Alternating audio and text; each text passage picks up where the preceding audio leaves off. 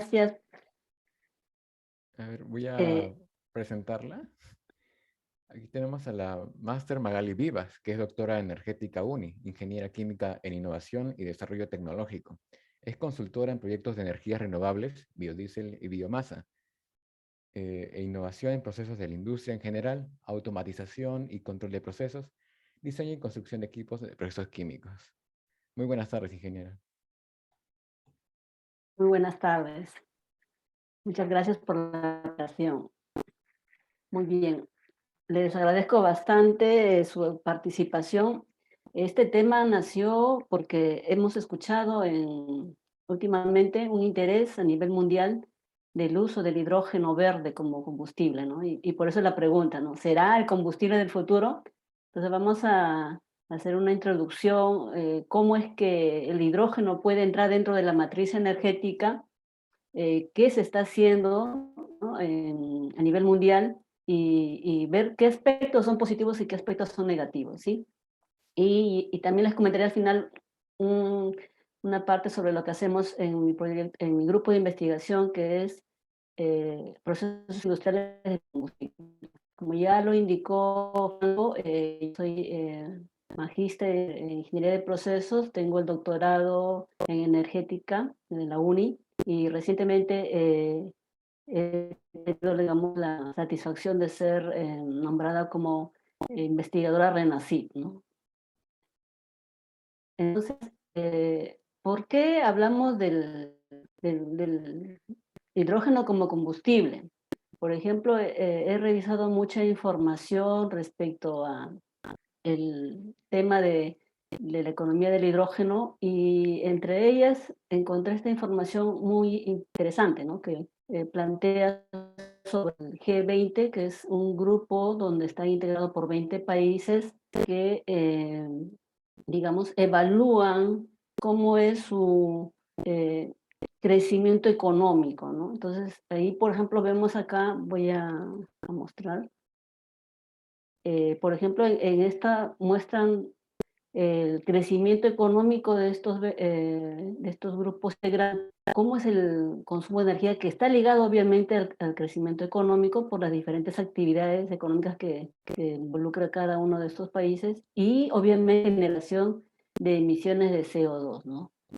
Sabemos que actualmente se están, digamos, planteando metas de aquí al 2030 y al 2050. Entonces tenemos que, para cumplir las metas, ir cuantificando. Por ejemplo, en esta publicación que plantearon, ¿no? Comparan cómo ha sido en el crecimiento económico del 2021 con respecto al 2020. Sabemos que la pandemia que inició en marzo bueno, en nuestro país en marzo del año pasado, el 2020, ¿no? En otros países empezaron antes, ¿no? En diciembre de 2019. Entonces, vemos cómo lo que es crecimiento económico, ¿no? Del 2009 al 2019, decía más un aproximado de más o menos 3,5% por año, ¿no? Sin embargo, cuando hubo la pandemia hubo un receso y eso se vio mucho a nivel mundial, inclusive el precio del petróleo llegó a estar por debajo de cero, ¿no? Sin embargo, luego ya el año pasado se han tomado nuevamente las actividades económicas, pero no con el mismo, digamos, empuje. Se ve, ¿no? Que ha habido un crecimiento, pero considerando ambos, con respecto al 2019, como que solamente ha sido un crecimiento de más 0,8%. Y también de la pandemia ha sido como un aspecto que ha involucrado a replantearnos mejor cómo ir enfocando el desarrollo de nuestros países, ¿no? Y esto, crecimiento económico, si vemos en consumo de energía, también ha habido un mayor consumo de energía. Este es un dato global, ¿no? En gigatoneladas equivalentes de petróleo, ¿no? 11,2, más o menos más 4,1%. Y en generación de emisiones de CO2, también vemos que este crecimiento del 2020 al 2021 de más 4,4% equivalen a 26,8 gigatoneladas de CO2, ¿no? Y como yo lo mencionaba, se está planteando a nivel mundial el cambio de la matriz energética con miras a disminuir esta generación de emisiones de CO2, ¿no? Ya hay una eh, cifra para el 2030 y para el 2030 que está asociada al incremento de la temperatura en la atmósfera, ¿no? Digamos, el estudio muestra otros aspectos, pero me pareció muy interesante estos 3 puntos, porque también en nuestro país vamos a ver que el crecimiento económico va a estar ligado al consumo de energía en diferentes sectores, y eso también de alguna manera nuestro país genera con una contaminación de CO2 que también debemos poder tomar medidas adecuadas, ¿no? Entonces, en nuestro país y en todos los países que evalúan cómo es la matriz energética, por ejemplo, esta publicación del 2016 de balance de energía que lo hace el Ministerio de Energía y Minas, planteaban, miren, en el 2016, ¿no? Que era la situación actual, teníamos un 53% de petróleo, de gas natural y de 20% y de energías renovables. Dentro de ellas teníamos ya las hidroeléctricas, que son lo que es hidroenergía, biocombustibles y energías no convencionales, ¿no? Un 27%, era la situación actual. Como vemos, esa situación actual comparada respecto al 2002, ¿no? Hubo una reducción en cuanto al consumo de petróleo. Ya, digamos, el petróleo está haciendo un recurso de que debemos consumirlo menos, ¿no? Cambiarlo por otras fuentes de energía. Y el objetivo, si usted ve aquí, dice, bueno, el objetivo del 2006 al 2016 era llegar más o menos a un 33, lo cual actualmente todavía no es, ¿no? Estamos 2022 y luego voy a mostrar las otras datas, pero esto sirve un poquito para ver cómo estamos yendo, ¿no? Cómo está, digamos, cómo estuvimos antes y hacia dónde vamos, ¿no? Y si usted ve aquí, para nada se menciona, en esos años se mencionaba del hidrógeno u otro tipo de energías alternativas, ¿no? Entonces, yo he visto la información que está publicada, ¿no? Del Ministerio de Energía y Minas, que justamente lo realizan diferentes profesionales involucrados en esta energía del 2012 y del 2019. Lo muestro para que vean la comparación, ¿no? Cómo es que realmente si la matriz ha ido hacia ese cambio. Recuerden, por ejemplo, acá se mencionaba que en 2016 ya deberíamos estar con un consumo del 33% de petróleo, pero sin embargo todavía no se alcanza eso. Y eso está involucrado a muchas medidas en el ámbito político, económico y social.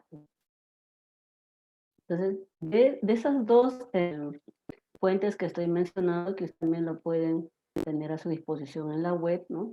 Yo he tomado lo que es para que vean cómo la producción de energía primaria, ¿no? En las fuentes que tenemos, el petróleo crudo y el carbón, las cantidades que tenemos aquí, por ejemplo, del 2018, 2019, y otras fuentes de recursos renovables como la leña, el bagazo, el bosque y areta, energía solar y eólica, ¿no?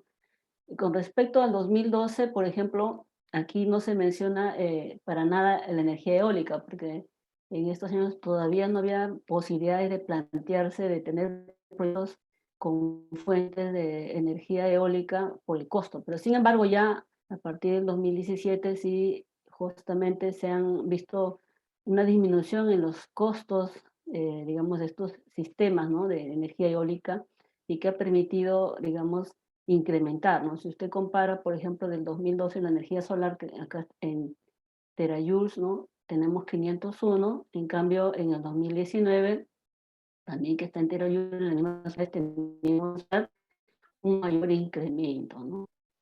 4.400, por las plantas que se han instalado en el sur para satisfacer la demanda del sector de minería, ¿no? Siempre cuando uno habla de una fuente determinada de energía, tenemos que relacionarla, ¿quién lo está consumiendo? Esta es la oferta, pero ¿quién la demanda, ¿no? ¿Hacia dónde va orientado el consumo de esas fuentes?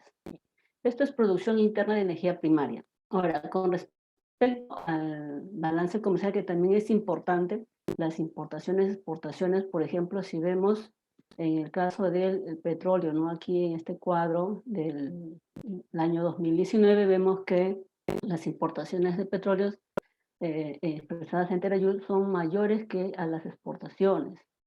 Lo mismo ocurre en el año 2018. Y si comparamos estas cantidades con respecto al 2012, vemos que no, se ha incrementado obviamente por la demanda, ¿no? Por el mayor consumo y crecimiento de algunas actividades económicas, sobre todo la minería y la construcción, ¿no? Entonces, eso es importante para saber justamente cómo nosotros, hacia dónde debemos orientar las nuevas fuentes de energía. en esos mismos balances nacionales de energía se menciona cuál es el consumo final, ¿no? Cuáles son los sectores económicos en los cuales se consume la energía de petróleo, eólica u otras. Aquí simplemente está en forma del sector, por ejemplo, transporte, dedicados a estas actividades, en transporte, lo que es transporte, digamos, público, consumo residencial, industria y minería, agropecuaria y pesquería y otras áreas no energéticas. Entonces vemos aquí, por ejemplo, si vemos en porcentaje, el transporte representa el 40%, ¿no? Básicamente el petróleo es una de las fuentes que consume más. Y bueno, actualmente el gas entra más. Lo mismo en la residencial y en minería y otras industrias. Las cantidades, ¿no? Si vemos hay una mayoría comparadas con los años 2011 y 2012, ¿no? Ahora, también otra manera de representar, digamos, acá tenemos las fuentes de energía de las cuales uno va a producir, por ejemplo, para el sector eléctrico, mediante este diagrama de Sankey, que representa, digamos, las entradas y hacia dónde, este es el, digamos, para el lado derecho es las áreas de consumo no residencial, comercial, público, transporte, también expresado y también en este diagrama se expresan las pérdidas que puedan haber, ¿no? Porque siempre hay, digamos, parte de energía que se pierde. Entonces también estos diagramas de este año de 2019 permite ver cómo nuestra matriz energética está ahorita sobre, digamos, los recursos de gas natural, la hidroenergía, ¿no? Tenemos varias centrales hidroeléctricas a lo largo de nuestra región de la costa, entonces contribuye bastante. Y la hidroenergía se considera como una energía renovable, ¿no? Y aquí vemos ya la participación de energía solar y la eólica. Pero entonces nosotros realmente nos planteamos, ¿dónde entraría el hidrógeno? ¿No? ¿Cómo es que el hidrógeno de pronto va a reemplazar algún tipo de uso de estas energías para alguno de estos sectores, ¿no? Entonces, justamente es el análisis importante. Y menciono la parte eléctrica porque vamos a ver que ese es el, digamos, uno de los aspectos interesantes de este consumo del hidrógeno verde, ¿no? En la generación de energía eléctrica tenemos justamente la energía primaria, que puede ser la hidroenergía, es la que más se utiliza actualmente, pero también hemos visto que tenemos plantas eólicas, solares en el sur de nuestro país. Antiguamente en otros lugares había plantas de carbón, ¿no? Por ejemplo, tenemos Petramas, que genera a partir de residuos sólidos, ¿no? El gas, el biogás, y genera energía eléctrica, ya tiene 3 plantas actualmente. Y otras plantas también trabajan con energía secundaria como el diésel, el gas natural, ¿no? Las termoeléctricas, ¿no? Entonces, estas energías van a ingresar al, digamos, al mercado eléctrico, ¿no? Entre las generadoras y luego las distribuidoras y satisfacer la demanda, ¿no? Esta demanda final en los diferentes sectores que se han mencionado, ¿no? En los cuales nuevamente recalcamos que donde hay mayor consumo es de energía eléctrica en el aspecto de transporte comercial residencial, ¿no? Y el sector minero, ¿no? Si es que de pronto hay digamos, un exceso de energía que se puede exportar, ¿no? Justo ya había un interés con Bolivia y me parece que con Brasil también de compartir, ¿no? Entonces, si es que hay posibilidad de excedente exportar, se puede aprovechar también. En cuanto al diagrama de Shanke, en la información de 2012 es la que se muestra, las cantidades son similares, ¿no? Pero obviamente en el 2019 tenemos mayor consumo de terajoule. Entonces ahora ya este aspecto que mencioné es importante, porque siempre nosotros decimos, ya, va a entrar el hidrógeno como combustible, pero ¿en qué sector, qué área lo va a desarrollar, ¿no? ¿Quién lo va a consumir, ¿no? Porque eso es importante. Cualquier producto que ingresa a un mercado tiene que tener una demanda, ¿no? Para que pueda tener una oferta. Entonces, vamos a hablar primero de los tipos de hidrógenos que se hay y luego ya vamos a entrar a las cifras que se han publicado en los diferentes organismos a nivel mundial. Entonces, cuando hablamos de hidrógeno, estamos ahorita hablando del hidrógeno verde, pero existe el hidrógeno azul, el hidrógeno gris, el hidrógeno café, marrón o negro, ¿no? ¿Por qué el color, no? Un poco de pronto para tratar de representar digamos, la fuente de energía y qué tipo de, digamos, en este caso de CO2 genera, ¿no? Por ejemplo, cuando se habla del café marrón o negro, que para el 2020 correspondía dentro de la producción global un 13.4%, ¿no? Como fuente el carbón, ¿no? Mediante un proceso de gasificación uno tenía el hidrógeno y también generaba CO2, ¿no? Y en cambio, la diferencia entre el café y el gris es que en el gris, el hidrógeno gris se obtiene a partir de gas natural, metano u otro combustible derivado del petróleo, ¿no?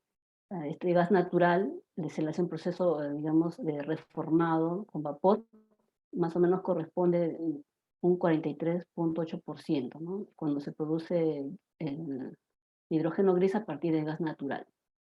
Y como vemos, el hidrógeno gris corresponde un 85.3%, ¿no? En el 2020, o sea, y genera, digamos, CO2. En cambio, el hidrógeno azul, que representa un 1.1%, es aquel hidrógeno que también tiene el mismo proceso de obtención que el hidrógeno gris, pero la diferencia es que el CO2 se hace un proceso de captura, ¿no? Mediante los famosos procesos de utilización y almacenamiento de carbón, ¿no? Los CCCU. Entonces, y prácticamente se captura alrededor, lo mínimo un 90% y se puede llegar hasta un 95% de captura de este CO2 generado. Por eso se le llama azul. Y en cambio, cuando hablamos de verde, es que cuando ya no hay generación de CO2. Por eso, y miren, en el 2020 era 0.3%. Entonces uno dice, estamos 2022, proyección al 2030 y al 2050, es que se incremente, va a depender mucho de las políticas que se tomen y la interacción de los diferentes actores, ¿no? Que no solamente es el gobierno, también la empresa y la sociedad, ¿no?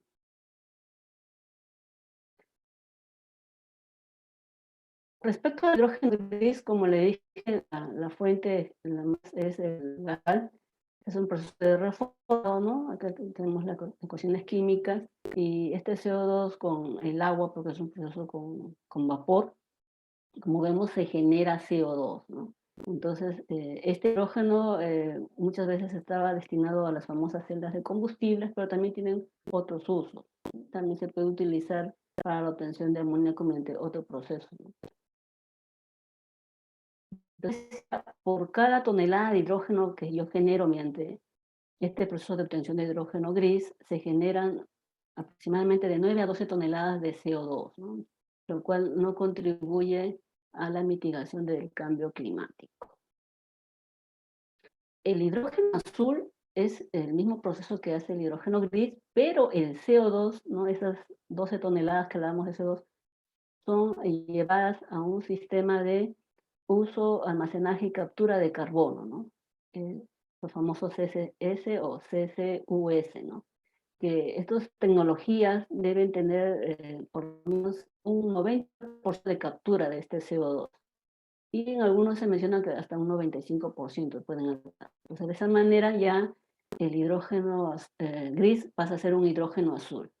Y algunas veces también recomiendan que este CO2 generado se puede utilizar para, por ejemplo, la producción de microalgas, ¿no? Que las microalgas también pueden ser fuentes de energía y de alimento.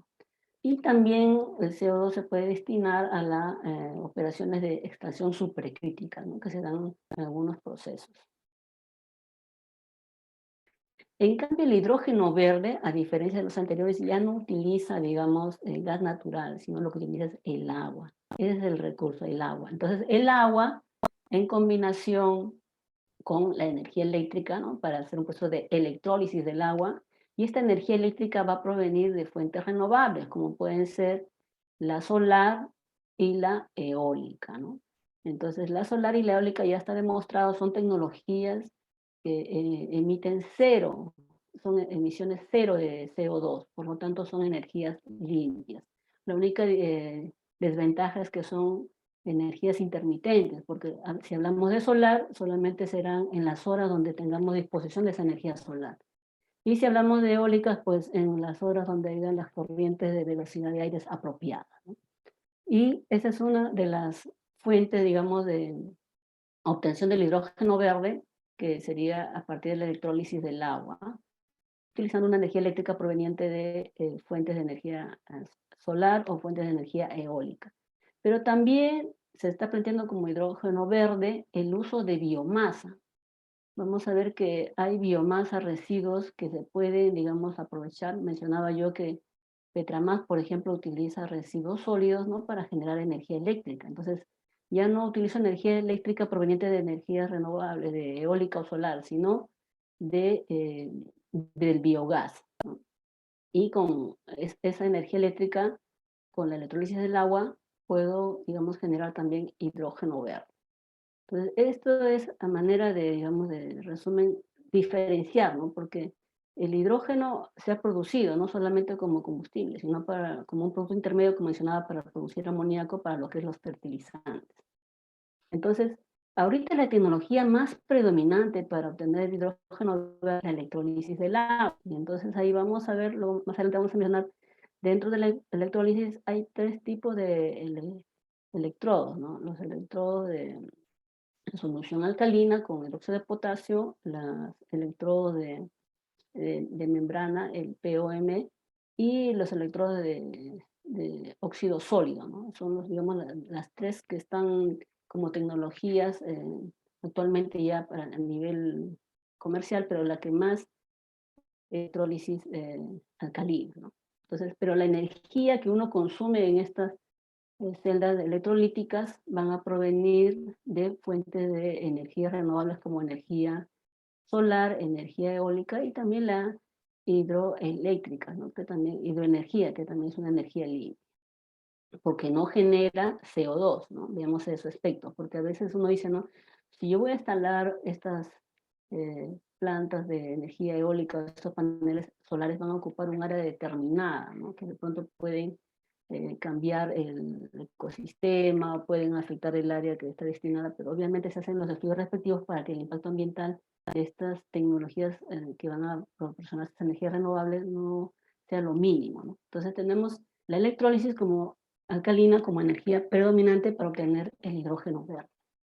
Y obviamente este hidrógeno verde, destinarlos, digamos, una de las áreas es el transporte. Sobre todo vamos a ver en algunos casos, por ejemplo, Chile destinada para los camiones para la minería, ¿no?, que consumen bastante energía. También el hidrógeno verde podemos obtener a partir de la biomasa. Cuando hablamos de biomasa nos referimos a los residuos, ¿no? Sabemos que hay, por ejemplo, el cultivo del arroz, el cultivo del café, de pronto de algunas, nosotros que tenemos mango, palta, ¿no? Pueden quedar las hojas, los tallos. Entonces, estos residuos de cultivos agrícolas son biomasa que yo puedo destinar para la producción de metano, ¿no? O como dicen, el biometano. También los desechos forestales, ¿no? Cuando, por ejemplo, que estamos acá en Lima, en los diferentes parques, hay siempre una poda de los árboles que están en las áreas verdes. Entonces, esos son desechos forestales que también se pueden contribuir como biomasa para la producción del biometano para destinarlo a la generación de energía que será utilizada en la electrólisis del agua. Y como mencionaba, los desechos sólidos orgánicos también es parte de residuos de biomasa. Tenemos ya el ejemplo de Petramas, que tiene 3 plantas que utilizan desechos orgánicos para la generación de biogás, ¿no?, el famoso biometano, y generan con esto energía eléctrica, energía de calefacción, ¿no?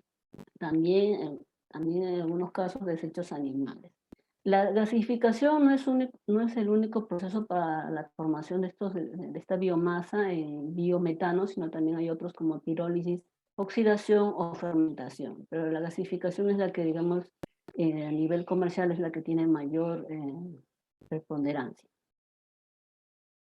Entonces, el hidrógeno verde va a ser una alternativa, digamos, en los países en que actualmente ya están entrando a impulsar esta economía del mercado del hidrógeno, porque sobre todo en aquellos lugares donde tienen disponibilidad de estas fuentes de energía renovable, ¿no? Como mencionaba, estamos en 2021 y el costo de generación de esta energía prácticamente, digamos, es casi similar al costo de la energía eléctrica u otros, ¿no?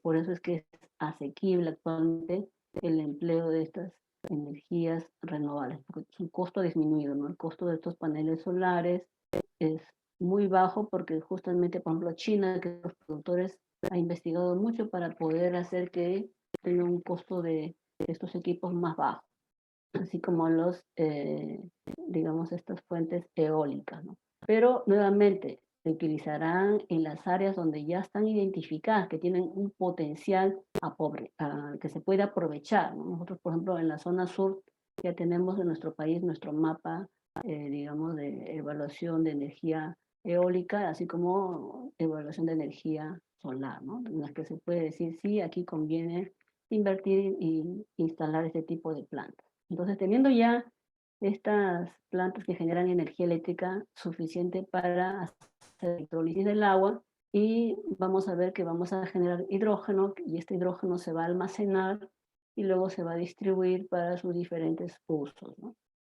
También para que esto pueda darse es que tiene que haber el compromiso político, ¿no? Como se indica acá, por ejemplo, los gobiernos tienen que tomar medidas, acciones, no es simplemente que un grupo, digamos, por ejemplo, el sector minería está interesado en implementar, pero también necesita normativa. Entonces, necesitamos que estén involucrados también el gobierno en dar la normativa, así como, por ejemplo, les cuento la experiencia de los biocombustibles, ¿no? Por el 2017 plantearon ahí una ley del mercado de comercialización de los biocombustibles, ¿no? Querían introducir el biodiesel y el bioetanol. Hay una planta en los de bioetanol, hay unas plantas en la selva del biodiesel, pero sin embargo no ha habido mayor crecimiento, ¿no? Entonces, por eso es importante no solamente, digamos, la normativa, sino también de que los diferentes usuarios, la demanda también pueda contribuir. Tiene que haber como un equilibrio entre la oferta y la demanda para que pueda ser sostenible el ecosistema de esta economía del hidrógeno verde. Entonces, resumen, ya hablando del hidrógeno gris, el hidrógeno verde, entonces podemos decir que el hidrógeno gris es aquel que se genera, ¿no? A partir del reformado con vapor del gas natural, donde no hay captura de CO2, el CO2 se elimina al medio ambiente. En cambio, el azul también es un proceso de reformado de gas natural, pero sí hay un proceso de captura del CO2, ¿no? De hasta un 90% de este CO2.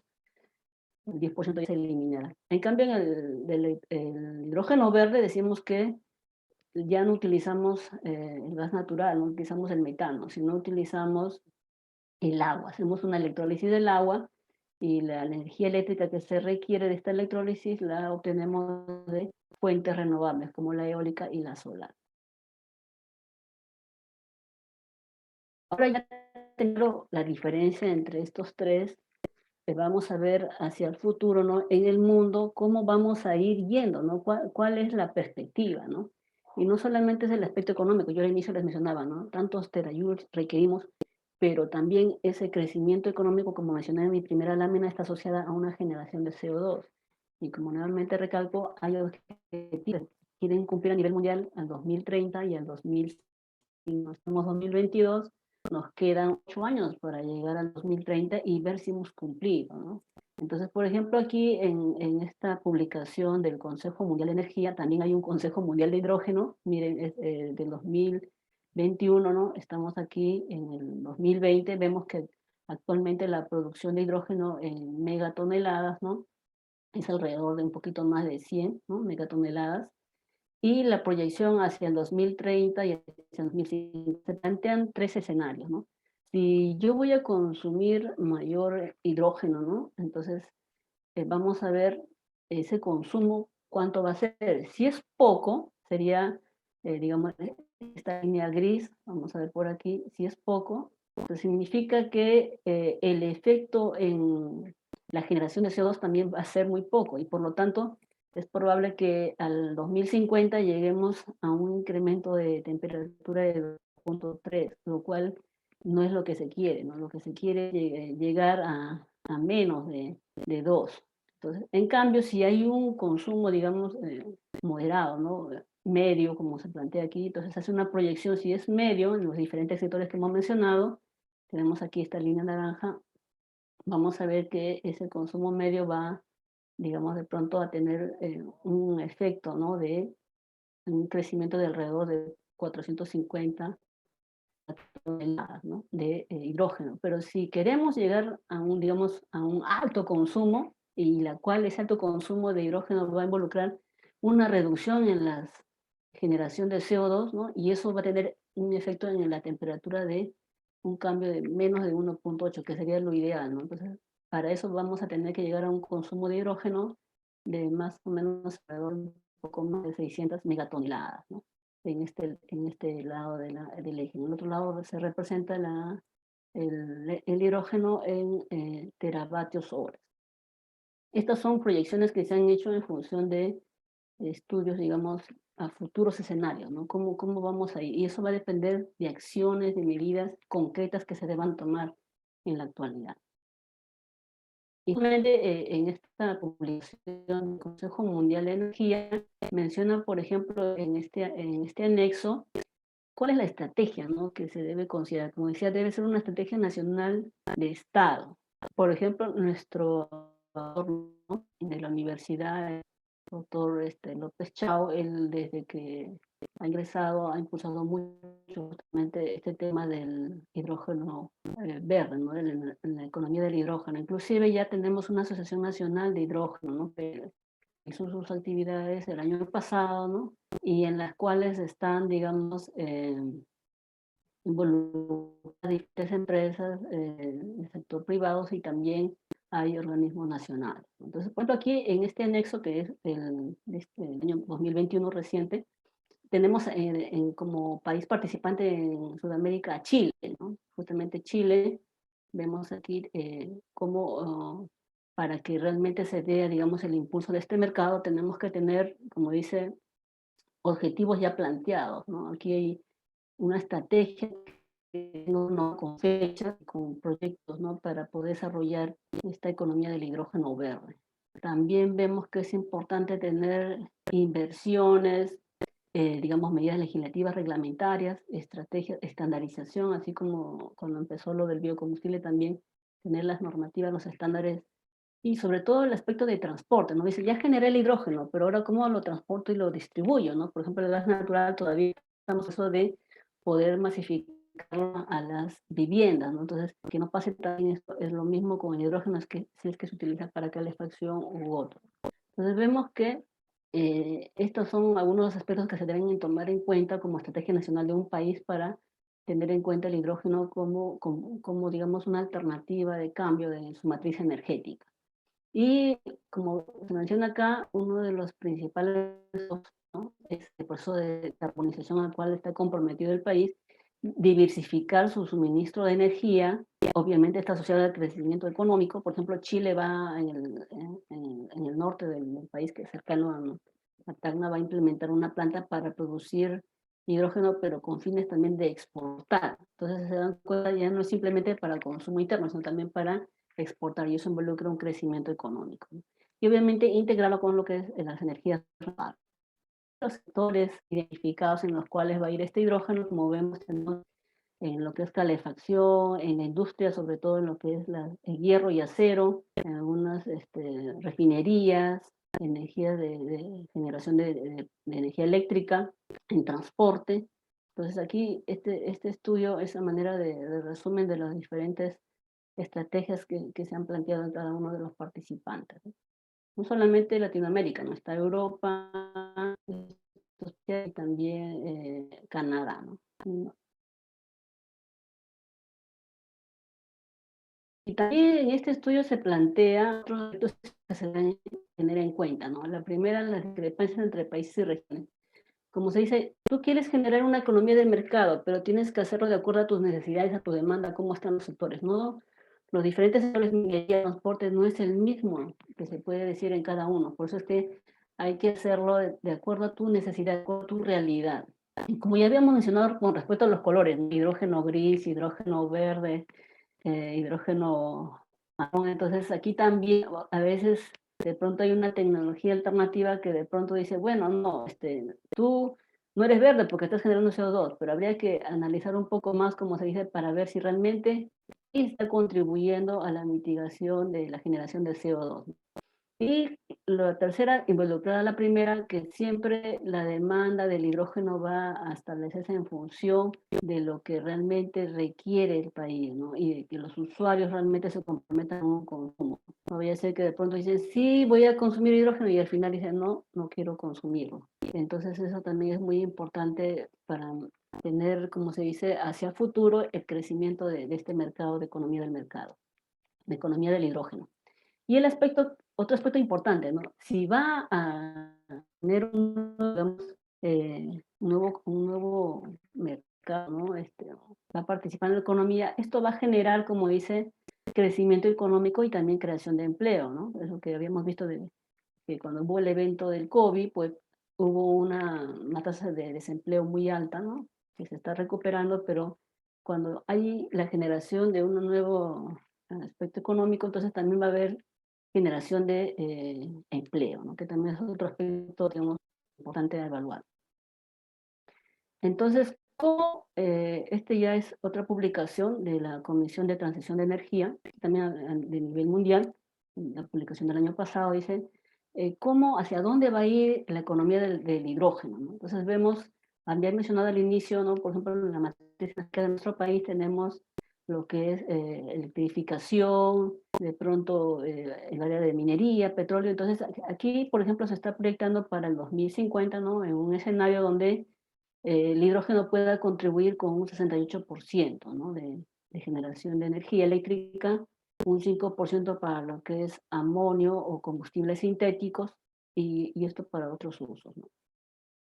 Y vamos a ver actualmente en el 2019, un poquito más de 100 megatoneladas, ¿no? Alrededor de 115, lo que es el hidrógeno gris, del verde menos de una megatonelada, y la proyección es, ¿no? A llegar en el 2050 a un crecimiento del hidrógeno verde de alrededor de 85%. Como vimos en la figura donde vemos los tres escenarios que iban a bloquear un cambio en la temperatura del ambiente, ¿no? Entonces el consumo aproximado entre 500 a 800 megatoneladas, ¿no? Obviamente habrá, también se acerca la producción de hidrógeno azul, porque recuerden que el hidrógeno azul va a lograr la captura de un 90% del CO2 que se pueda generar, ¿no? Por eso es que esa es una de las proyecciones que se están planteando, ¿no? ¿Y qué necesitamos para que eso se logre, ¿no? Justamente aquí se muestra, se ha involucrado mucho el costo de producción. Entonces, actualmente, miren, en 2020 su costo está alrededor de entre 3 a 4 dólares por kilo, ¿no? En otros países mencionan hasta 6 dólares por kilo. Entonces, la idea es que el hidrógeno verde, ¿no? Llegue en un primer punto, ¿no? En el 2030 va a ser una primera, digamos, punto de evaluación, de acuerdo a todas las medidas que se implementen, normativa, los actores involucrados participen en las inversiones, miren cómo esos costos van a disminuir, porque también, como estamos viendo en el cuadro anterior, es proyectando un crecimiento de una megatonelada en el 2019 a aproximadamente 800 megatoneladas a 2050. Entonces, si va a haber una mayor demanda, mayor producción, eso va a lograr también una disminución en el costo, ¿no? Para el objetivo llegar a 2050 a un costo por debajo de $1 por kilogramo, ¿no? Eso es en cuanto al hidrógeno verde, ¿no? Y obviamente lo que es el hidrógeno azul, como usted ve, va a mantenerse en este valor. Y el hidrógeno azul también va a estar por encima, ¿no? La idea es que en un futuro, por la capacidad de producción, el precio de producción del hidrógeno llegue a estar por debajo de la costo de producción del hidrógeno azul y del hidrógeno verde. Y para eso se requiere una inversión, como se ve, de billones de dólares, ¿no?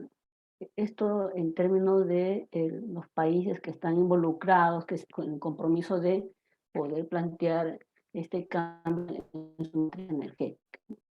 Y para el 2040, miren la cantidad de inversión. Obviamente uno invierte porque sabe que va a haber un retorno, ¿no? Una ganancia.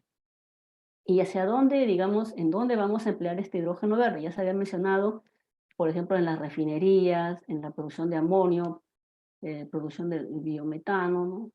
También algunas industrias como la producción de acero, en la aviación como biocombustible. Justo en la mañana estaba hoy día un evento vía web, ¿no? De Chile, que mencionaba ahí, ya van a haber algunos aviones del Airbus que van a consumir, digamos, hidrógeno como combustible, ¿no? Y entonces ya estamos viendo que es una realidad, ¿no? Para utilizarla en estas áreas, en químicos y en la generación de energía. Y también es importante ver para este proceso de transición o de consumo de energía, lo que de pronto se mezcla con, así como el biodiesel se mezcla con el petróleo, también se puede mezclar, ¿no? Y utilizar también los mismos sistemas de cómo se transporta el gas natural. Y obviamente a futuro se puede utilizar, como se decía, para transporte, electricidad y calentamiento. Y lo otro importante es mencionar con respecto al transporte y almacenamiento, tener una apropiada, ¿no? De pronto el país, por ejemplo, Chile dice quiere exportar, entonces va a necesitar que tener una red, digamos, de distribución, ¿no? Así como, por ejemplo, nuestro gas natural, nosotros lo llevamos aquí en Ica, de ahí lo transportan en tanques para llevarlos a otros países. Igual se requerirá, digamos, tener una infraestructura de transporte y almacenamiento apropiado para fomentar el crecimiento de este mercado, ¿no? Que no ocurra como ha pasado con el biodiesel, ¿no? El biodiesel, si del 2007 a la fecha no ha habido, digamos, mayor crecimiento de ese mercado. Entonces, la demanda tiene que estar garantizada y también la inversión, como se había mencionado anteriormente, también tiene que estar involucrada en el crecimiento de este mercado. Entonces, la producción de oxígeno hoy día, ¿no? Se da, como vemos aquí, 2018, en la mayor parte, digamos, que se tiene ahorita actualmente a partir de carbón, ¿sí? Y entonces este hidrógeno producido, digamos, no cumpliría pues lo que es el objetivo de utilizar hidrógeno verde, ¿no? Entonces, ¿y dónde está concentrado, no? ¿Qué sectores lo consumen? Como se ve aquí, expresado en megatoneladas, ¿no? En refinería, en la producción de amonio para fertilizador u otros, ¿no? Como puede ser calentamiento. Aquí, a manera de resumen, están todas las tecnologías. Entonces, habíamos mencionado el hidrógeno gris, el hidrógeno azul, el hidrógeno verde. Aquí prácticamente, por ejemplo, si usted ve, aparece gas natural, aparecen otros líquidos, hidrocarburos, ¿no? Hidrocarburos líquidos, carbón, como fuentes, ¿no? De generación de hidrógeno, biomasa, biogás, acuérdense el biogás a partir de y agua, ¿no? Estas son las fuentes de origen y si nosotros, por ejemplo, si utilizamos el gas con agua, energía, sería el famoso refrán, simplemente seríamos el hidrógeno gris, pero si a esto añadimos, ¿no? El proceso de lectura, almacenamiento y uso de carbón, llegamos de este hidrógeno gris a un hidrógeno azul, ¿no? Entonces tenemos aquí digamos, no solamente la fuente natural, sino también las otras adicionales, agua, energía que se requiere, para lo que acuérdense de gas, ¿no? Y los diferentes procesos que hay actualmente, ¿no? CCE, CCC CCS corresponde a los sistemas de uso, captura y almacenamiento de carbón, ¿no? Que son otras tecnologías que lo que hacen es capturar el CO2 generado de estos procesos, ¿no? Como decía, para que sea aceptable, lo mínimo es un 90% de captura del CO2. Y la parte de biomasa, ¿no? De manera muy similar, como había mencionado, tenemos hidrólisis, gasificación de la biomasa, en la parte de utilización del microorganismo bioquímico, o la reformación del biometano, ¿no? El biogás generado a partir de acá de los residuos, más el uso de los sistemas de captura, uso y almacenamiento de carbón. Y esta es la tecnología predominante para el hidrógeno verde, lo que es la electrólisis, ¿no? Tenemos el agua, la energía eléctrica, que debe provenir de fuentes renovables, y este es el que, digamos, es como hidrógeno verde, ¿no? También las otras, de alguna manera, contribuyen a la producción de hidrógeno. Hay también otro tipo de, digamos, utilizando la energía nuclear o energía solar, ¿no? Para tener otros procesos, pero esta es la que, digamos, económicamente es la más utilizada actualmente, ¿no? Pero las otras no quedan descartadas, porque pueden en el tiempo ir mejorando las desventajas tecnológicas económicas y pueden también llegar a alcanzar un costo similar al que alcanza con la electrólisis, ¿no? Con esta tecnología, electrólisis. En este caso hacen más los diferentes niveles de desarrollo de madurez de tecnologías, ¿no? Las famosas TRL, que actualmente ya en todo, digamos, mercado, cuando uno hace una investigación, tiene que ver el nivel de madurez tecnológica al cual va a alcanzar, ¿no? Y hay 8 niveles, ¿no? Desde una, digamos, equipo piloto hasta ya un prototipo comercial, ¿no? En la electrólisis del agua, que justamente es la tecnología actualmente más predominante, este es un esquema muy sencillo, ¿no? Tenemos, por ejemplo,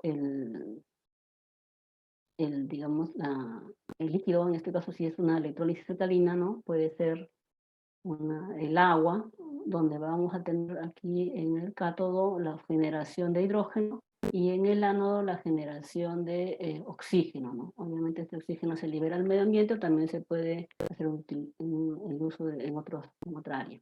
Entonces, la energía eléctrica que yo hago para hacer la electrólisis es a través de energía que venga de fuentes renovables para obtener el hidrógeno verde, ¿no? Y aquí la membrana también hay todo, digamos, una variedad de membranas que uno puede utilizar para este tipo de generación. Este es un esquema sencillo de la electrólisis del agua y en este esquema siguiente vamos a mostrar las tres que están actualmente, ¿no?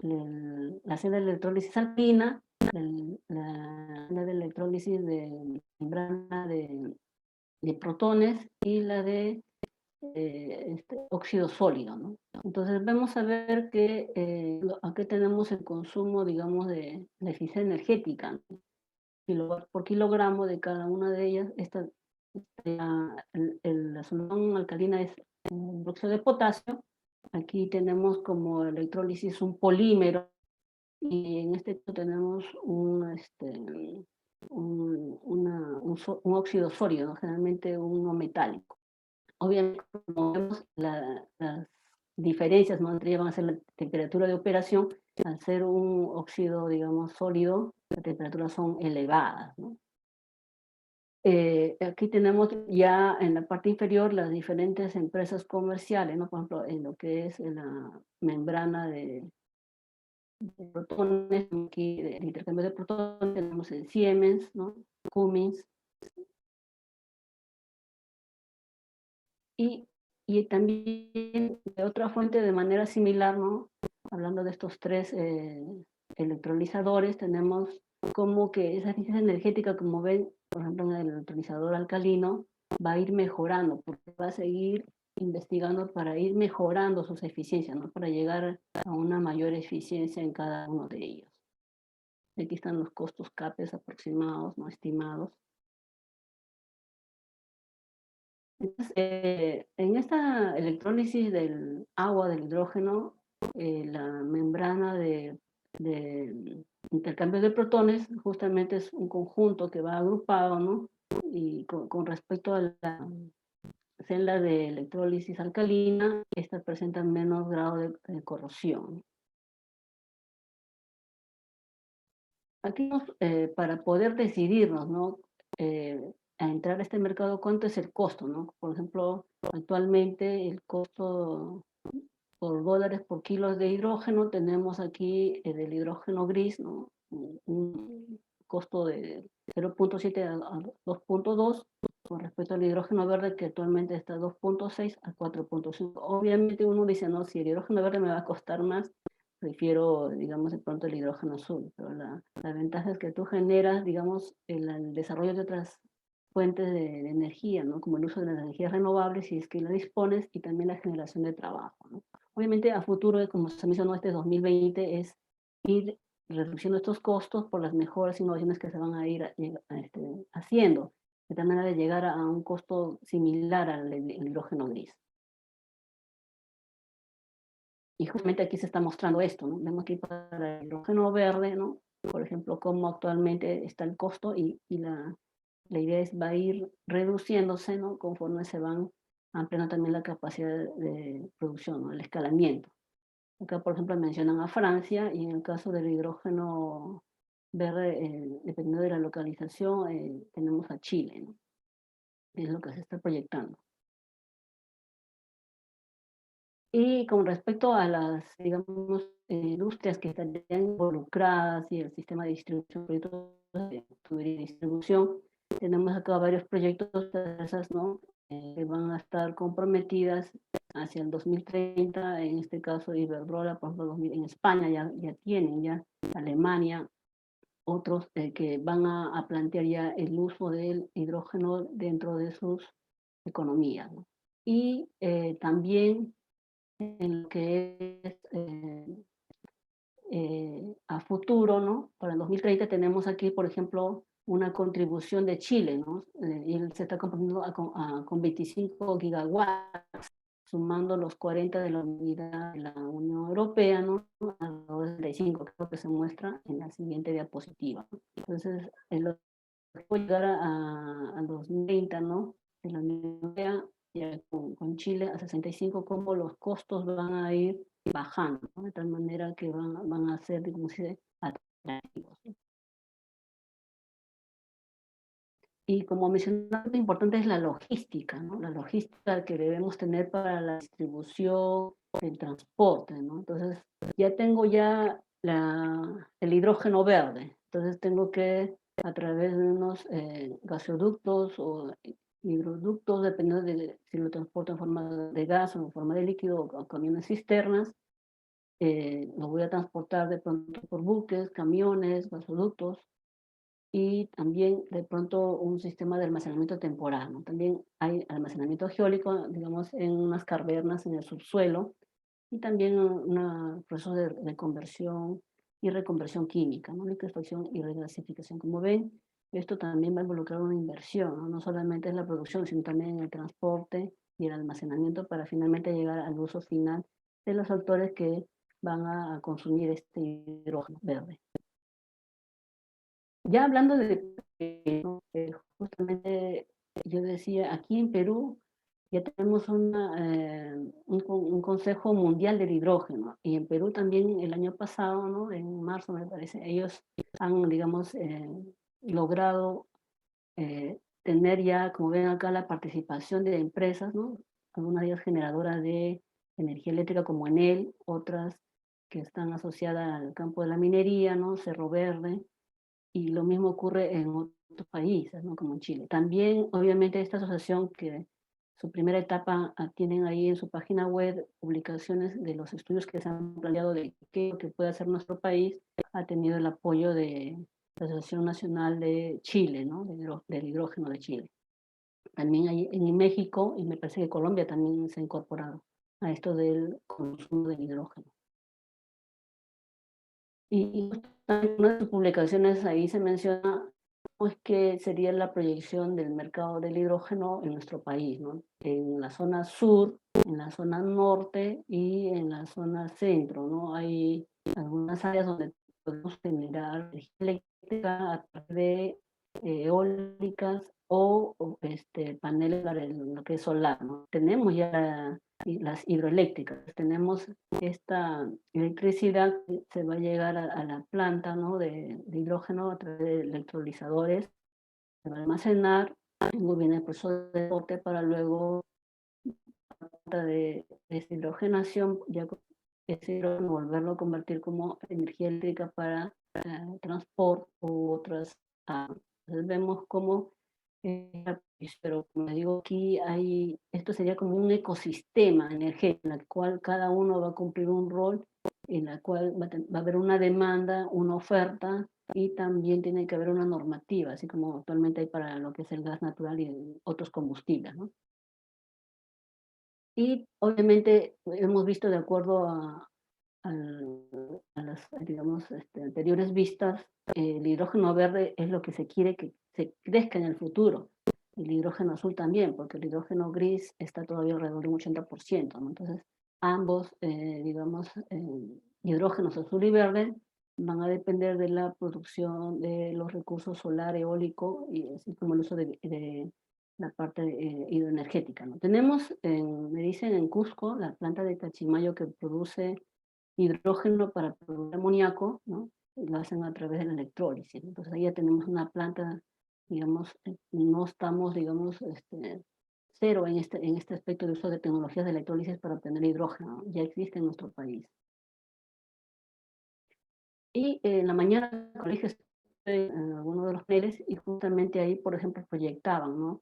La cadena del valor, en este caso del hidrógeno. Tenemos que hablar de la generación, de la energía eléctrica, que puede ser una fuente de energía limpia como eólica y solar. Si todavía tienen suficiente gas natural, también lo puede seguir utilizando. O producción de biometano, acuérdense lo que es la biomasa, ¿no? El biometano, el biogás. Y esto también, como mencionábamos, tenemos la cadena de distribución, ¿no? Tanto como líquido como gas, y sus diferentes usos en diferentes áreas, ¿no? Y ya para terminar, quería brevemente hablar sobre el grupo de investigación que venimos trabajando desde el 2002, ¿no? Desde el 2008 estamos ya en lo que es la producción de biocombustible, ¿no? En lo que es, por ejemplo, bioetanol a partir de sarrín, que es un combustible de segunda generación, ¿no? Luego en 2012 se hablamos sobre biodiesel. Y yo creo que cuando empezamos con el bioetanol, nosotros nos decían, ¿por qué no las microalgas, que sería lo que es, digamos, tercera generación? Miren, en 2008 nosotros decíamos, según lo que en ese momento se mencionaba, que la tecnología era todavía, no era la apropiada y que te daba costes muy altos.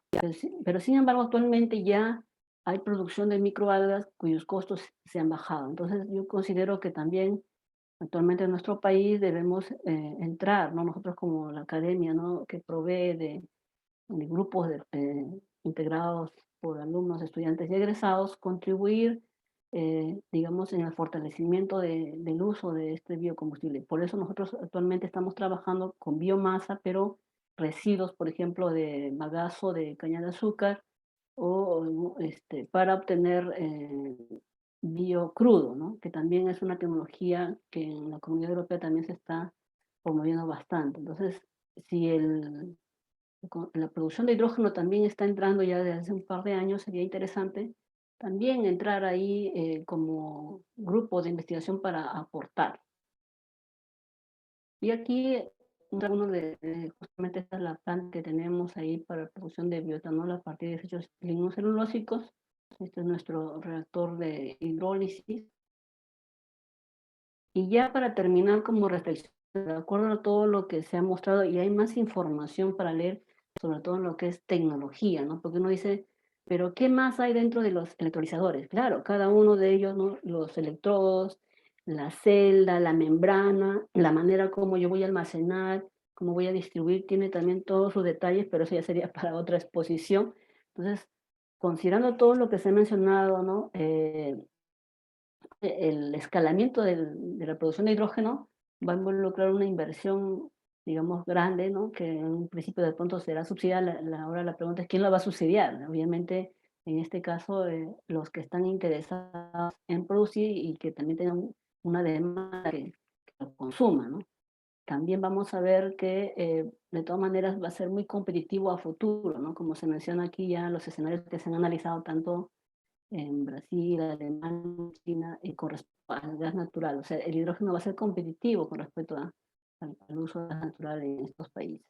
También va a haber, digamos, una producción limpia, ¿no? En diferentes producciones de amoníaco, de pronto de generación de energía, en lo que es la empresa de producción de acería, transporte, y para eso necesitamos todavía ir, digamos, analizando un poco más cómo vamos a ir dando nuestros avances año tras año, ¿no? Como lo mencioné al inicio, ¿dónde consumo la energía? Pues consumo en transporte, en generación de energía eléctrica. Por ejemplo, ahorita todos están conectados en sus computadoras, todos consumen energía eléctrica. Si ahorita se va la luz, perdemos conexión, perdemos internet, nos aislamos, ¿se dan cuenta? Entonces la energía, a veces uno no lo piensa, ¿no? Dice, ¿qué pasa si no hay energía eléctrica? ¿Cómo me comunico, no? O sea, ahorita de pronto perdemos conexión y entonces se dan cuenta cómo la energía eléctrica es importante en todas nuestras actividades actualmente, ¿no? Si el celular, por ejemplo, ¿no? Se te descarga la batería, uy, se murió mi celular, no me puedo comunicar, aislado. Entonces se dan cuenta cómo la energía eléctrica es importante en las diferentes actividades que desarrollamos, no solamente, digamos, en el ámbito académico, sino también en el ámbito, digamos, social, familiar, ¿no? Entonces, la energía es importante.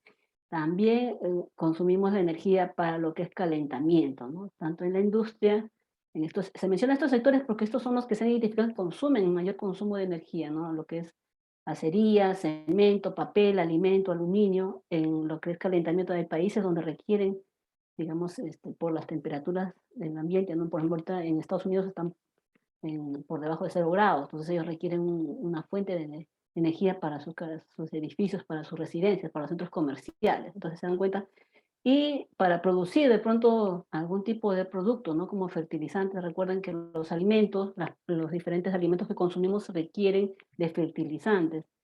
Actualmente hablamos de los bioplásticos, de refinerías, entonces acerías, producción de vidrio. Entonces se dan cuenta cómo, hacia dónde va a ir destinado. Entonces el enfoque para que tenga, digamos, un buen desarrollo es qué área debe empezar, cómo se debe hacer, ¿no? Por ejemplo, eólica y solar se han implementado en el sur para alimentar, digamos, algunas empresas mineras que han estado interesadas. Entonces, y por ejemplo, lo que es la proyección de costo, ¿no? De dólares por kilo, ¿no? Como les decía, actualmente está alrededor de 4, algunos, esto sin considerar lo que es el transporte. Considerando el transporte y almacenamiento ya se eleva hasta aproximadamente 15. La idea es ir bajando, ¿no?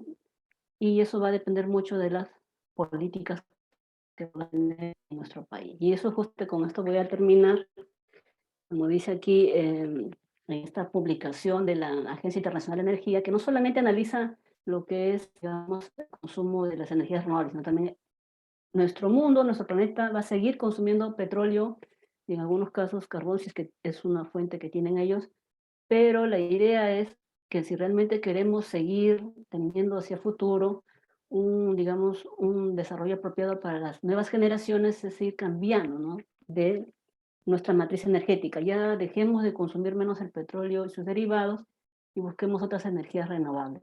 Por eso es que la descarbonización, que es un tema ahorita mundial, sobre todo los que están comprometidos en este aspecto políticamente y socialmente, es que sea para el 2050, miren, 2050 no está muy lejos para la mayoría, sea más accesible, eficiente y sostenible, ¿no? Son términos que vemos siempre, ¿no? Que todos tengamos acceso. Por ejemplo, cuando vino la pandemia, decían todos a sus casas, virtual, y ahí nos dimos cuenta que no teníamos acceso en zonas, digamos, lejanas, no había acceso a internet, entonces que sea accesible, que sea eficiente, ¿no? Y sostenible en el tiempo. Actualmente se decía, nuestro gas, ¿hasta cuándo vamos a tener? ¿10 años, 15 años más? Vamos a tener que importar. Entonces, si importamos es de alguna manera, no generamos un crecimiento económico, ¿no? Entonces, es importante tomar en cuenta, yo considero, que el hidrógeno verde, ya hay una Asociación Nacional de Hidrógeno, en la UNI, se está generando un Instituto Nacional de Hidrógeno, entonces esas iniciativas hacen a que esta economía de hidrógeno verde se haga una realidad, ¿no? Y que ustedes jóvenes, sé que hay participantes, estudiantes, también profesionales, puedan de pronto de alguna manera integrarse, ¿no? Como ingenieros químicos, ¿dónde participamos? Justamente mencionaba yo cuando tenemos la biomasa, ¿no? Para la producción de la obtención de el biometano, ¿no? Entonces ahí podemos participar también en la transformación, ¿no? Las membranas también se pueden seguir desarrollando, ¿no? En nuestra facultad tenemos ahí un grupo que estuvo trabajando con membranas para la purificación de algunos metales pesados a partir de aguas residuales, ¿no? Entonces tenemos ahí campo para participar y apoyar. Entonces con esto quiero terminar y muchas gracias por su participación. Muchas gracias, ingeniera. Muy interesante lo que nos ha presentado con respecto al hidrógeno verde. Nos han llegado algunas preguntitas, 3 preguntas para ser exactos. A ver, las menciono. ¿Cuál es la perspectiva de inversión en Perú para los próximos 10 años en hidrógeno verde? Ya, por ejemplo, cuando hablamos de Chile, estaban hablando de una planta para generación de hidrógeno de aproximadamente 30 megawatts, 30 para generación de electricidad. sea, hablamos de millones de esa capacidad, ¿no? Millones de de dólares, perdón. Y obviamente va a estar ahí involucrado el sector privado, ¿no?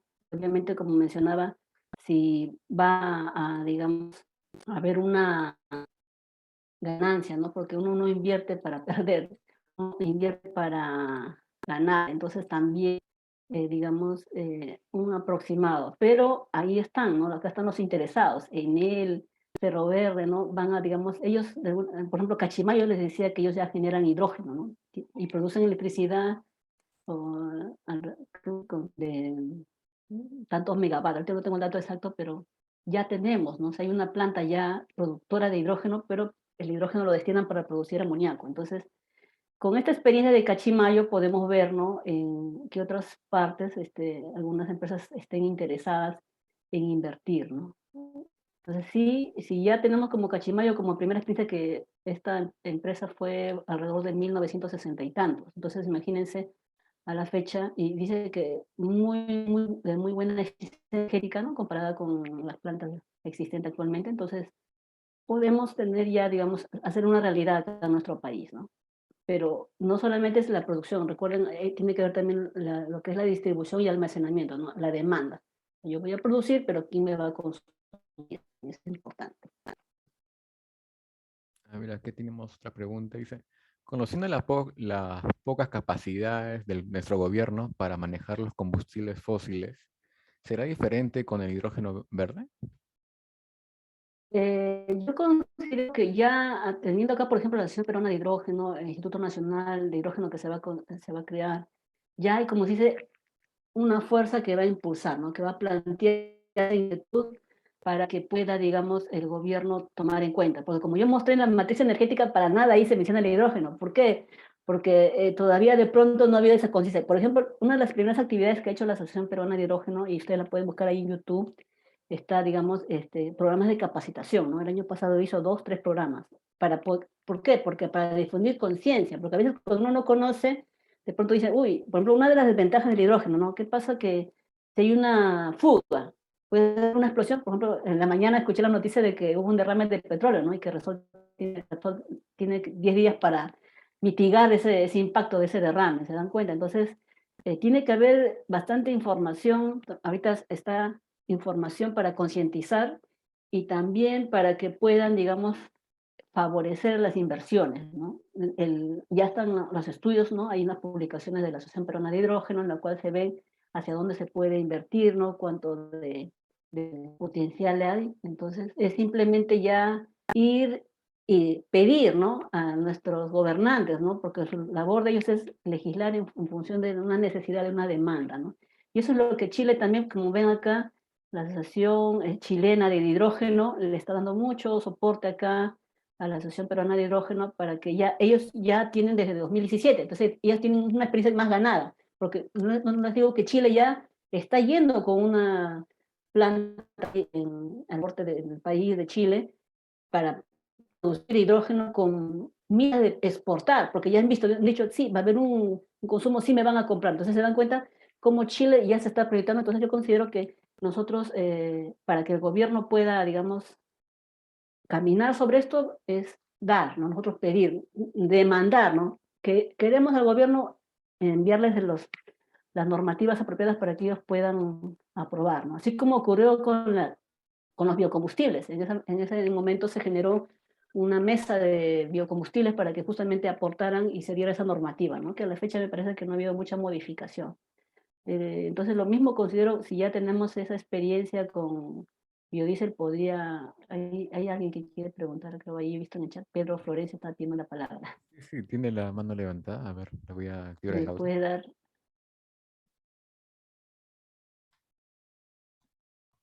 A ver, Pedro, ¿puedes prender tu micro? Ok, sí, me escuchan, ¿verdad? Doctora, Sí, buenas sí. tardes. Quisiera preguntarle cuál es la posibilidad de realizar un proyecto con hidrógeno, pero que no sea tanto de una inversión de 150 millones, sino tal vez sea una inversión pequeña, porque nosotros tenemos lugares en el Perú que el tema de la luz eléctrica no llega, ¿no? En la sierra, en la selva. Y si queremos hacer un proyecto, 150 millones, nunca lo vamos a encontrar. Sin embargo, habrá algún ingeniero que ha realizado esto, pero no de manera macro, sino de manera pequeña, de tal manera de que sea algo real el tener que aplicar esto en lugares donde verdaderamente necesitan. Esa sería mi pregunta. Sí, esa inquietud, por ejemplo, nosotros también lo tuvimos cuando empezamos a desarrollar biocombustibles, porque, por ejemplo, cuando se instaló la planta alrededor de 2010 en el norte, ¿no? De bioetanol a partir de caña de azúcar, pues era una inversión privada, ¿no? Nosotros decíamos lo mismo que tú, ¿no? Decíamos, ¿por qué en aquellas zonas alejadas donde tiene el recurso, ¿no? La biomasa, o puede generar, digamos, una fuente que te pueda generar un biocombustible, no tener una planta apropiada para ese tipo de capacidad y puedan, como dice, generar, ser autoconsumo? Entonces, sí, y se hicieron también, por ejemplo, la Molina tiene un pequeño prototipo, ¿no? De generación de biodiesel a partir de aceites reciclables. En nuestro caso, estamos, digamos, en estudios para lo que es mejorando la opción para bioetanol, porque recuérdense, cuando vino la pandemia, el uso del etanol para desinfección se hizo, digamos, importante. Entonces, también nosotros estamos en ese aspecto investigando un poco más la tecnología, porque la tecnología existe, pero para nivel comercial, no digamos a nivel más de tamaño, ¿no? Entonces, vamos a seguir evaluando. La idea es no partir de cero, sino ya ver las publicaciones, antecedentes que existen, ¿no? Como esto está desde 2016, 17, que imagino, electrólisis del agua hay, y habría que averiguar, digamos, cómo ellos, esa electrólisis del agua ya en esas plantas mucho más pequeñas, porque las comerciales han surgido justamente de plantas pilotos que han ido escalando para llegar ya a nivel comercial. Entonces, sería un poquito primero hacer como instancia tecnológica, ¿no? Hacer la búsqueda para ver si ya existe esa tecnología y sobre eso trabajar y mejorar y poder promoverla en los sectores en los que se pueda dar, ¿no? Ok. Solo una última preguntita, porque estuve pensando desde que leí el título, me interesa preguntarle. Sabemos que la ciencia en cuanto a energía está apuntando a lo que es la energía inalámbrica, que es la energía que propuso Nikola Tesla hace más o menos 120 años atrás. ¿Cuál sería su consejo frente a este tipo de energía que ya se está vendiendo en Estados Unidos desde hace 2 años y que tiene el objetivo de llegar a lugares recónditos sin necesidad de cableado, sino hacerlo inalámbricamente? ¿Cuál sería su sugerencia, ya que estamos nosotros investigando esto de la energía? Gracias. Sí, también, justamente también he visto, sí, lo que es la e-fuel, ¿no? El E justamente de inalámbrico, el internet. Y me pareció interesante, ¿no? Entonces, yo pienso que sí, también podríamos considerar, o sea, como mencioné al inicio, la matriz energética actualmente, nuestra matriz en nuestro país, petróleo, carbón, gas, bueno, un poquito de eólica y solar, ¿no? En función de la demanda, pero también me parece interesante que deberíamos incorporar la que mencionas, la e-fuel, ¿no? La del hidrógeno y otras que pueden surgir, ¿no? Por ahí se habla también de la economía del metano. Todo siempre a las soluciones de poder solucionar un problema y a su vez plantear, digamos, una generación y cambio en nuestra matriz energética. Yo estoy de acuerdo contigo, ¿no? Me parece que, por ejemplo, energía eléctrica, en nuestro país tenemos más del 50% de nuestra matriz es hidroenergética, por las hidroeléctricas, ¿no? Por lo que tenemos nuestras cordilleras, cosa que no lo tienen otros países, ¿no? Entonces es aprovechar el potencial. Ya la evaluación en cuanto a los potenciales está dado, ¿no? Lo único es seguir un poco más, como se dice, que las inversiones puedan entrar y darse. Y para mí sería muy interesante la que mencionas, el juego. Ya estás con dos últimas preguntas, una por parte de la compañera Rosa, y también le voy leyendo la pregunta de cómo se puede participar o ser parte del grupo de investigación. Pero esa es la última. A ver, te doy pase, Rosa. Buenas tardes, ingeniera. Quisiera tener una pregunta. Estoy investigando sobre el caso de obtención de hidrógeno a partir de biocombustibles como el bioetanol, por ejemplo, que también creo que mencionó en una imagen. Pero también, por ejemplo, en el caso de aceite reformado, algunos subproductos eran también dióxido de carbono, como que había también un problema de cómo manejar ese subproducto. Y también está el caso de que a veces los biocombustibles, depende de cómo también son extraídos, porque si son de primera generación, como que tienen también una problemática y que hay una controversia con este tema, tienen también un impacto ambiental, por lo que se recomienda más el uso de biocombustibles de tercera generación, ¿no? Como lo de las microalgas y este tema. Y mi pregunta es si es viable, pues, irme por esta rama de obtención de hidrógeno a partir de biocombustibles o quizás eh, irme por otro ámbito como en el hidrógeno con el uso de agua, creo que mencionó, de hidrógeno verde, o el azul, no, el azul creo que fue. Quisiera saber eso. El hidrógeno azul es el que tú tienes a partir del gas natural. El gas natural con un proceso de vapor de agua, le llaman reformado, ¿no? Del gas natural, a condiciones de presión y temperatura. En cambio, el hidrógeno verde es cuando tú partes del agua, a la electrólisis del agua. Pero no había escuchado con respecto a lo que mencionas, hidrógeno verde a partir de biodiesel. En la referencia, como viste, no. Más bien, ¿por qué actualmente a nivel mundial, aparte del petróleo, tenemos el biodiesel? Y el biodiesel que se consume a nivel mundial, que es muy grande para transporte, es proveniente del aceite de soya, ¿no? Y en algunos casos de palma, pero más es soya, ¿no? Entonces, por eso es que en lo que es el biodiesel se estaba buscando, por ejemplo, no utilizar, la soya es un alimento, utilizar, por ejemplo, lo que es no comestibles, como por ejemplo jatropa, higuerilla, u otras fuentes que son no comestibles, ¿no? Para biodiesel. Entonces, yo te recomendaría de pronto, a partir de la electrólisis del agua, que es la que, digamos, una tecnología que está más asequible, ¿no? Sí. Bueno, y la última pregunta, como le comenté, era ¿cómo se puede participar o ser parte del grupo de investigación, ¿no? O mínimos requisitos. Bueno, nosotros siempre en los cursos que dictamos, ¿no? Tanto yo como el ingeniero Collado, el ingeniero Edgar Norabuena, ¿no? Que son parte del ingeniero Gabullón, invitamos a nuestros alumnos. Ahí he puesto el correo, M Vivas, me indican que su interés de ingresar, ¿no? Y siempre los estudiantes luego le enviamos cómo tienen que hacer para elaborar su CTV Vitae, ¿no? Que es uno de los requisitos para poder participar, ¿no? Es que es sencillo, ¿no?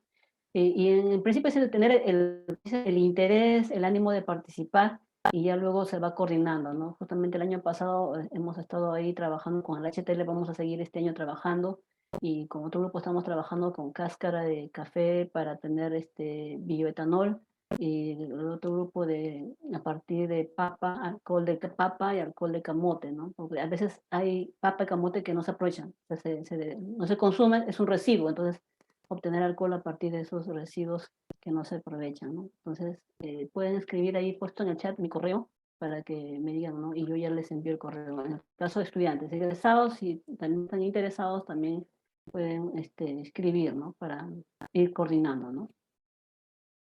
Bueno, ya saben, chicos, los que están interesados, ahí está el correo, contáctense. Y bueno, eso ha sido todo. Muchas gracias, Magíster Magali. Interesante, Muchas demasiado gracias. interesante su ponencia. Gracias. Bueno, chicos, los esperamos para la siguiente ponencia de las 5 de la tarde. Bueno, ya empezó. Así que, chao. Un gusto, chicos. Hasta luego.